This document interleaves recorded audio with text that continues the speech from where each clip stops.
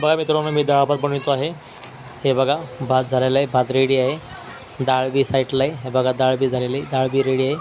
आता फक्त एक कांदा आहे, मला अंड्याची भुर्जी बनवायची। कांदा मिरची आहेत, अंडे सोडत आहे, 3 अंडे आहेत। 3 अंड्याची भुर्जी मस्तपैकी बनवायची। हे बघा कढई ठेवली तापायला, त्यामध्ये तेल टाकतो। तेल टाकल्यानंतरला थोडं तेल गरम होईपर्यंत नंतर मग कांदा टाकून द्यायचा।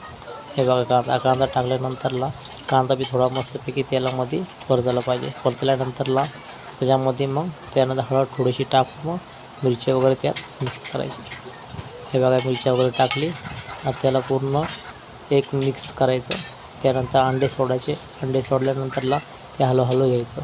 हे 2-3 अंडे टाकले, अंडे हलवून घेतल्यानंतरला ची भुर्जी फर्स्ट क्लास त्याची अंड्याची भुर्जी तयार होणार। मीठ वगैरे मीठ प्रमाण टाकल्यानंतरला हे बघा अंड्याची भुर्जी तयार झालेली।